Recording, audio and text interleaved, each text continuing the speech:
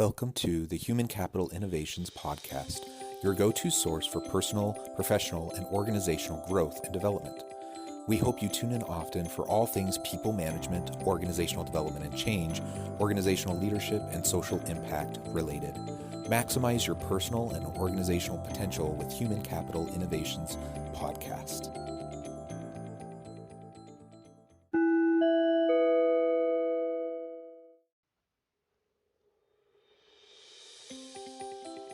Welcome to the Human Capital Innovations Podcast.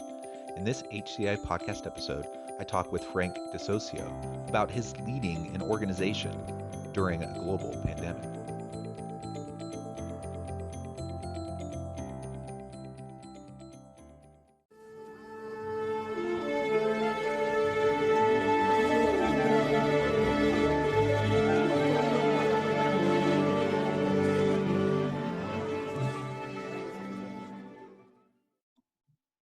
Frank DeSocio, welcome to the Human Capital Innovations Podcast. Glad to be here. Yeah, I'm excited to have the conversation with you today. It's been fun preparing for this interview.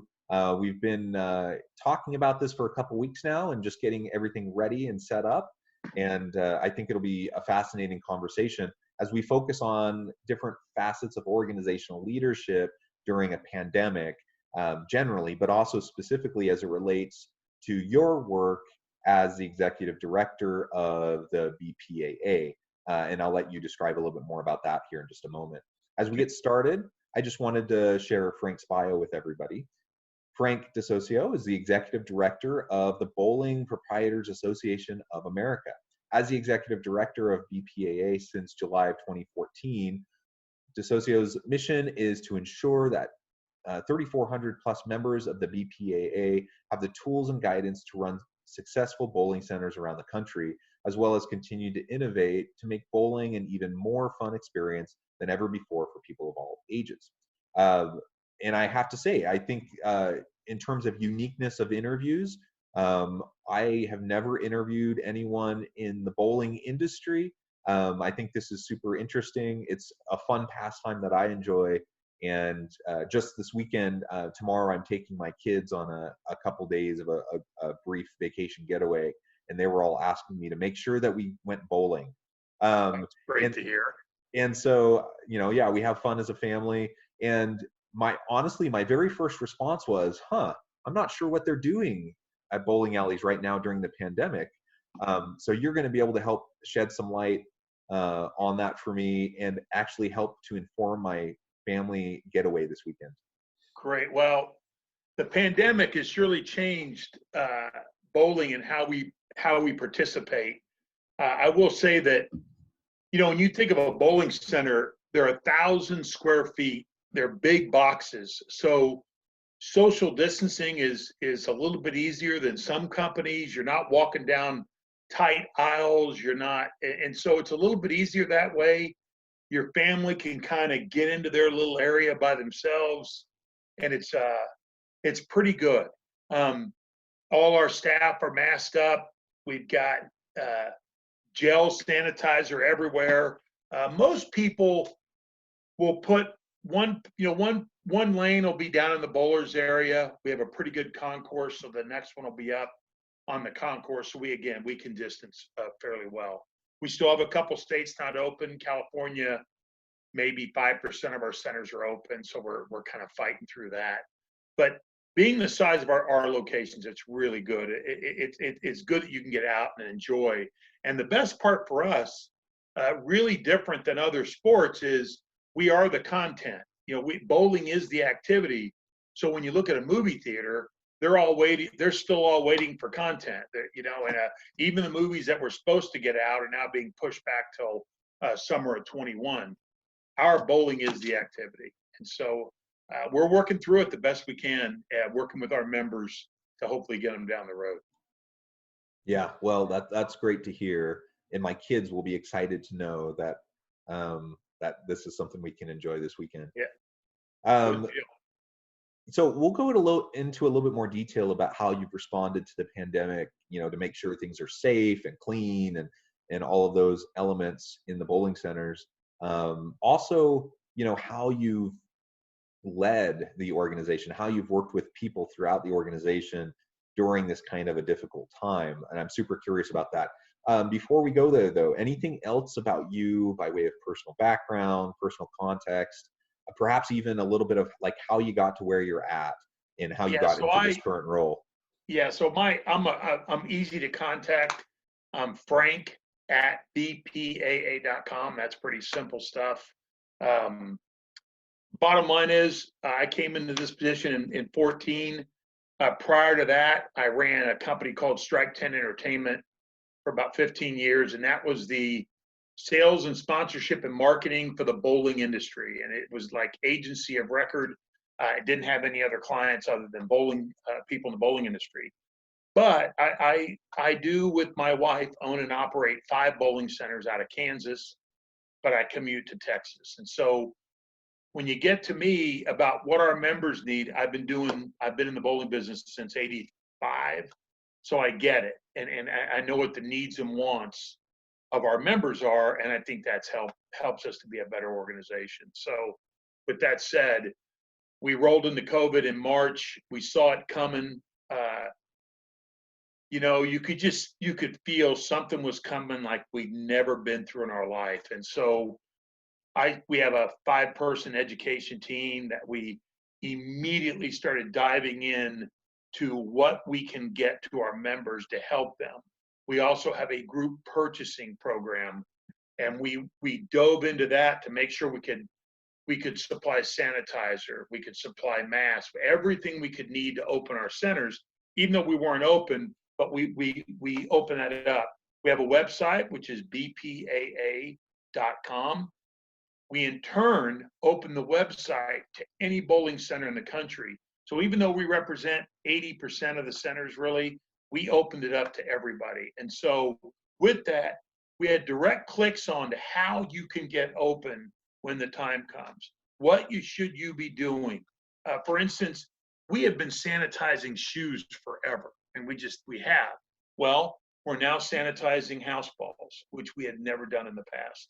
So instead of house balls just being out on the concourse, our proprietors are our members are pulling them behind and handing them out and desanitizing them after every use. Not that easy to do because there's a lot of them, but we're doing that. We masked up really early on, followed CDC guidelines, and had all that accessible to our members. On turn, then we launched some online courses strictly COVID. So when people did get open, they could put their staff through a 15 to 30-minute COVID-19, washing hands, sanitizer. If you touch somebody, sanitizer. If you're wearing gloves, making sure you're exchanging them. And we had the whole program for the food piece as well, which is a whole nother set of issues, as you can well know. So that's how we kind of rolled out of it. I know that's kind of wordy and lengthy, but we made everything accessible to everybody that we could make it accessible to. We didn't get caught up in, well, you're not a member, so we can't help you. We tried to help everybody, and that was good for everyone. And we made a lot of friends that were not members, even though there's not that many. We made a lot of friends that weren't. But I got to say this: the CDC also did a wonderful job of getting you the information, at least that you could get down the road or you could get moving on it. And we did have a few months ago, but we had centers. We had centers that were only down 3 to 4 weeks. So if you went up to Wyoming, they were back open in April. Some of them were open in mid-April. So we are geographically across the United States. So it was much different for a lot of us. So we had to be ready quickly, and we had to be accessible quickly, and we had a short time to do it. Well, yeah, and as we know, there have been organizations and there's been entities that have handled the pandemic quite well. There's been other ways that we haven't, as a country, as a society, handled it as well. So it's great to hear all the proactive steps that you have been taking with your organization, with everyone within your network. That's really awesome. And it's not easy. Like it's hard work to make sure you're communicating things effectively and consistently, and making sure that everyone's on the same page. So kudos on that. Yeah, we had some of our guys got really creative, and so some of our guys and ladies were doing by reservation. So they would load up on their website, you can come bowl, reservation only, call us, but you could even suggested call from the parking lot. We'll walk you in. And that way we can go every other lane. So we're at 50% capacity or 25% capacity.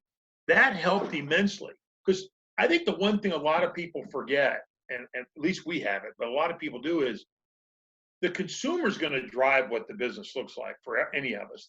The consumer is going to say, I feel safe or I don't feel safe. And that's the way it's going to be. And if a consumer goes in and, staff's not wearing a mask, or they're not gelling, and they can't even find a sanitizing machine, it's not going to work. And the consumer is going to drive that. And we're very cognizant of that as a business. So what are some of the things that you've done to establish those clear and effective communication channels to get on the same page with all of your people? Putting on your organizational leader hat right now, how have you helped to get, think strategically about all these issues and get those messages consistently down the row all the way to the end, so that you're seeing the same consistent types of approaches? Yeah, so I have a staff of about 31, really, 7 managing directors.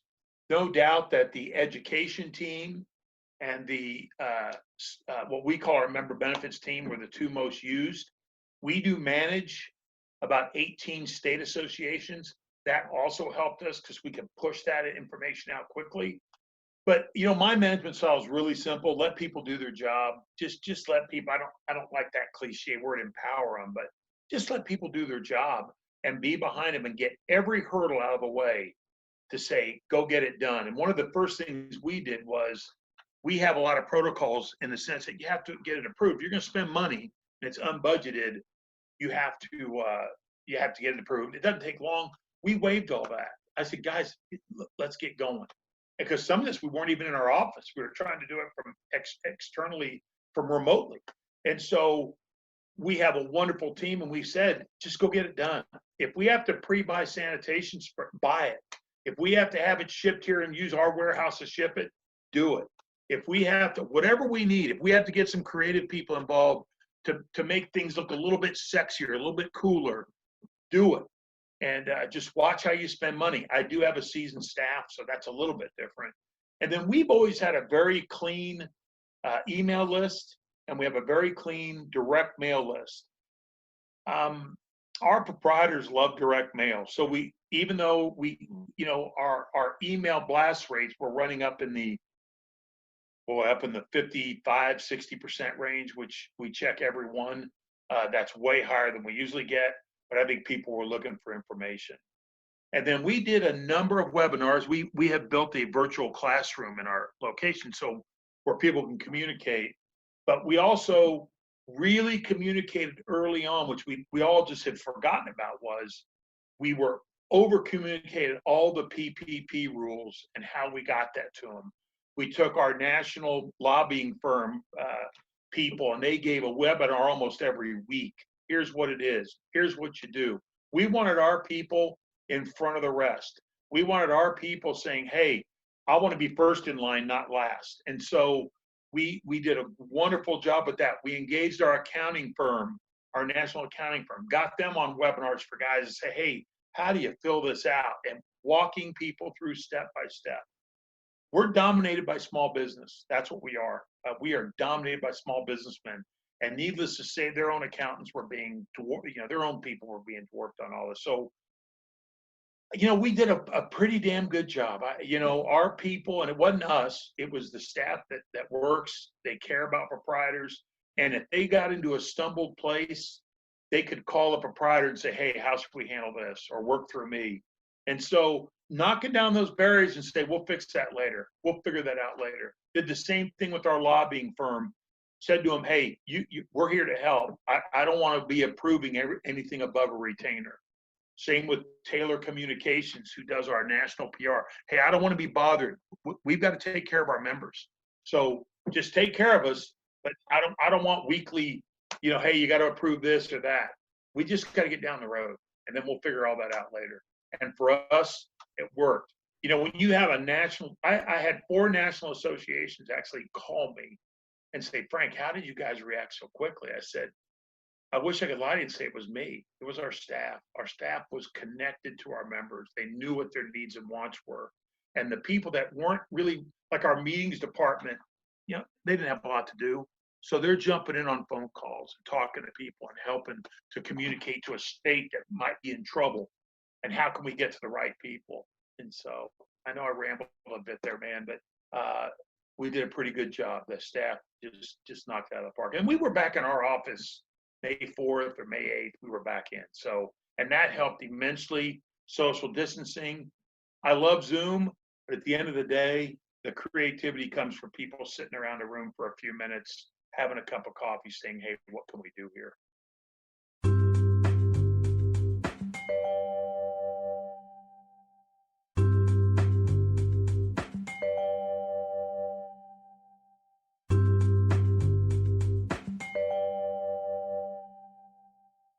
I chuckled a little bit to myself as you said, you don't like the word empowerment, but everything you just described was empowerment, whether you want to use that word or not. Yeah. And Yeah. ultimately, it's about trusting your people to do their work, right? And then supporting them to be able to do it to the best of their ability, taking away those barriers. And so often, whether we're talking about a pandemic or we're just talking about kind of a more normal environment of doing business, our people run into those barriers all the time. Now, sometimes they're there as a safeguard, they're there and it's necessary. And we have good reason to have checks and balances and stuff. But a lot of times there are barriers that are just a function of tradition.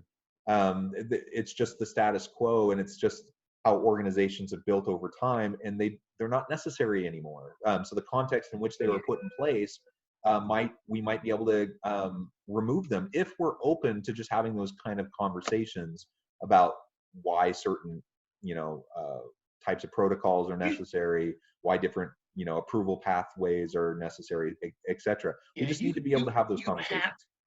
You have to support your people. I mean, and to me, it's been said before, but at the end of the day, the more important thing is you'll find out how good your staff is and how your staff can shine when times are tough, not when times are great. When times are tough, that's when you find out. But you got to let them go do their program. You got to let them run their project. You got to let them go do it. And if you've ever yelled at them for overstepping something, if you've ever written them up, that's just how they're going to react. And even now, because the stress level on everyone is over the top. So in turn, that just enhances everything being a problem. And so we've never been that way. I've never been that way. I never will be. You have to trust your people to do it, or they shouldn't be there. And that's the secret to it, at least for me. Whether I'm running BPA or when I was running our bowling centers, you got to let people go do their job. And you know what? We're all going to make mistakes, myself included. We're all going to make them. It's how you handle them. Let's not make them twice. And that will get people down the road. And I think it let our whole entire staff at BPAA react quicker than we ever thought they could, to get things out and get things done. I'm telling you, when we were trying to source sanitizer, it was unbelievable. And we were all worried because we ordered 1 million individual packets, these little individual packets of sanitizer that had Go Bowling on them. You just ripped it over as a one-time use. And I remember the phone calls with Amy Curry, who runs that department, really my right-hand person. And she said, Frank, we're not even going to get them for 6 weeks. You still think it's worth doing? I said, yes. And maybe we'll get them just in time to send them out. Well, as you well know, 6 weeks was 12 weeks. So we were ahead of the game for our people. And they were struggling. We don't even tell them. And we force ship these boxes and boxes of sanitizer. And then they finally figured it out. We even communicated to guys. We told them, hey, when Lowe's, when Home Depot, when when you see a place that just gets sanitizer in, call your friends in the bowling business, send them over there and go pick it up. I mean, because that's what you were at to for a while. You couldn't find a Clorox wipe anywhere. And so all that stuff was just so hard to come by. And we tried to give ideas to our people to go out and help their friend. Yes, he might be a competitor, but working together, you're going to be a better industry in markets. And we tried to do a lot of that. We weren't as good on that as we could have been, but we did do pretty good at it. Yeah, that's really great. You talked about having a remote workforce for at least a while. It sounds like you're all back in the office now. What were some of the challenges you had to face, while your team is now working from home or, just working remotely? We tried to force it down. So we would do a weekly or bi-weekly 30 people on a Zoom call. As you well know, the bigger the Zoom call, the tougher it gets. And so my idea was to force it down. So I would take my seven managing directors. We would meet once early in the week and end of the week, 30 minutes, 15 minutes, didn't tie up their whole day with it. But what are we all working on? Who needs help? What do we got to do? And then I forced them down to deal with their people. So now the Zoom calls are 5 or 6 people, 4 or 5 people, not 12 people, because we don't have any department larger than 5. And it let us be more reactive. We have a deep program with Pepsi Cola. Well, all that product started going out of date. So we had to get our guys to make phone calls. Same with beer products that were going out of date. We had to remind our people, get a hold of the company, either get it picked up or get the credit. And so it doesn't sound like a lot of money, but you have 10 or 12 bag in the boxes, which is what the product comes in. That's real money, especially when you're not taking any money in. And so those are things that we could react to quicker by keeping it smaller groups than to try to have bigger groups. Then once we were back in the office, we've got a couple of really big rooms that we can do 10-foot distancing and keep separated. But the Zoom, and listen, it's great Zoom calls. They're great to have, but you don't get the creativity you do in person. You just don't. And so it's I consider it more of a communication tool than try to get on there and strategically look how we're doing things. And again, our people are really good about strategically, hey, this is what I got to get done. I got to get the online courses ready to go for COVID, or I got to go find. We were even trying to source the thermometers, which became a problem for a little while. But with our partnerships that we had, we would just buy them and then we would send them out. So again, the smaller the group, the quicker to respond, and that's kind of the way we looked at it.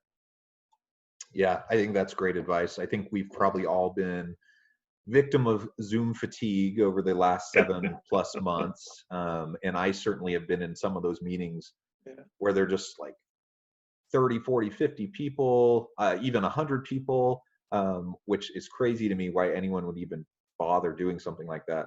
And sitting in meetings, I've had days where I've been sitting in just meeting after meeting after meeting for like 6, 7, 8 hours of Zoom meetings. And I had one like team staff retreat, that was planned for, an offsite location. They decided, no, we just need to do it over Zoom. And they still kept like an 8-hour full day. It was like an 8-hour Zoom meeting. It was a nightmare. So, I mean, there's some common sense that we need to use, I think, while we're trying to work with remote workers.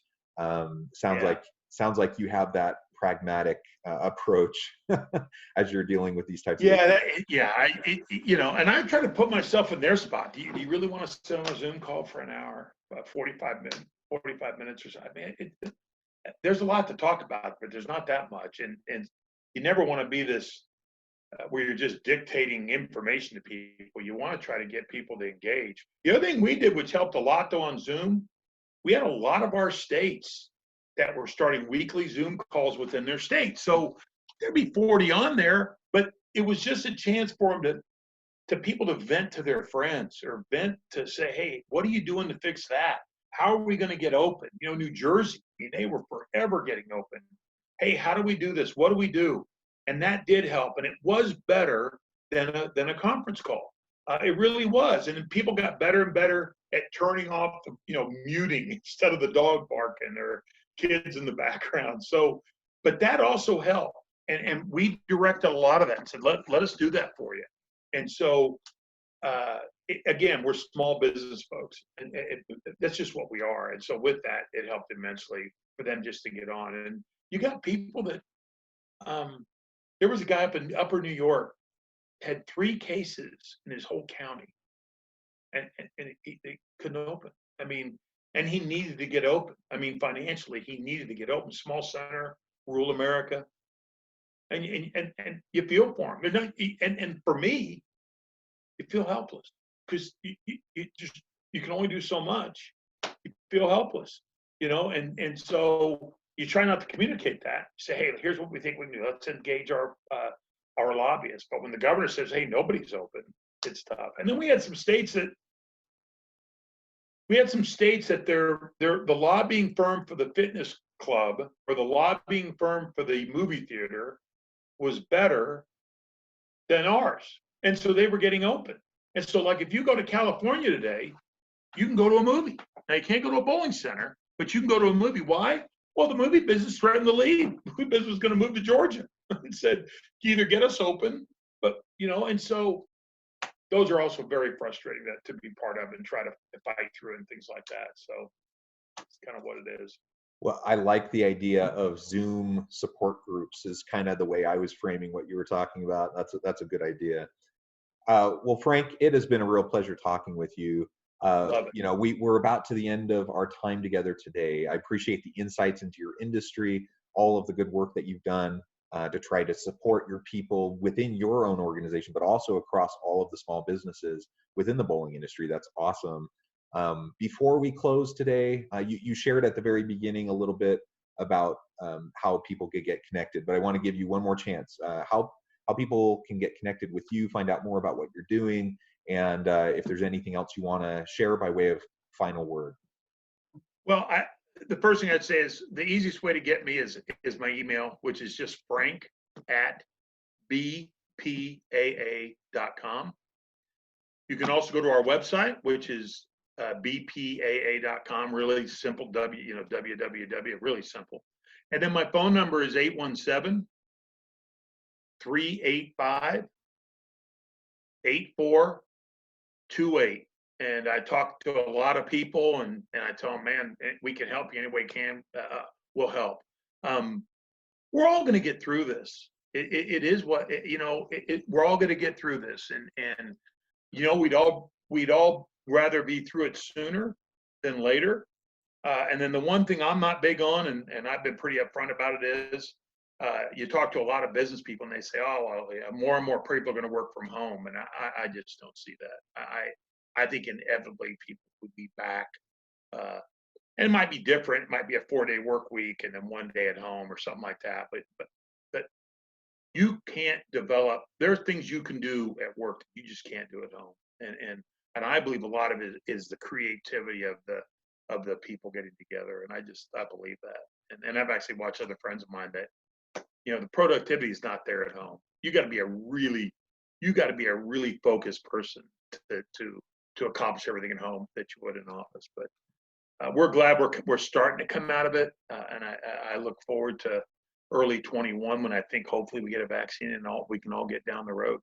We don't need another one of these, I'll tell you that. Yeah, well, thank you so much, Thank Frank. you. It's been a real pleasure. I encourage listeners to reach out, get connected, and go bowling. Go Thank have you. some You fun. too. Have fun. What city are you going bowling in? I'm in Utah. Okay, great. So we're renting a cabin up in Ogden, north of Salt Lake City, and we'll probably go. The largest bowling ball manufacturer in the world is in Ogden, Utah. Really? The company's called Storm. Yeah. And my son used to live in Tooele. He and his wife were both vets. They just moved to Colorado. Right in the middle of this pandemic, they moved to Colorado. So beautiful country up there. Bear Lake. Love that Bear Lake. I think it's Bear Lake. Yep. Beautiful place. Beautiful. Well, you have a good one. Thanks for your time. Thank you, Frank. And as always, I hope everyone stays healthy and safe. I hope you can find meaning and purpose at work each and every day. And I hope you all have a great week.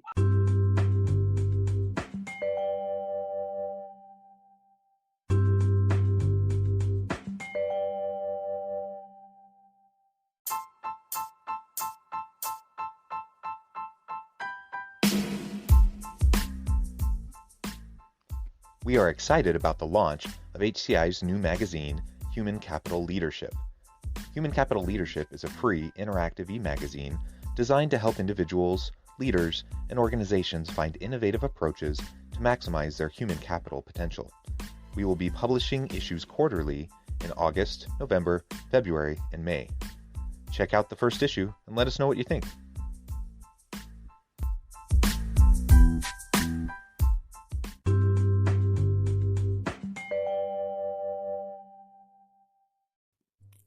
Thanks again for joining us for this episode of the Human Capital Innovations Podcast. I hope you stay healthy and safe and that you have a great week.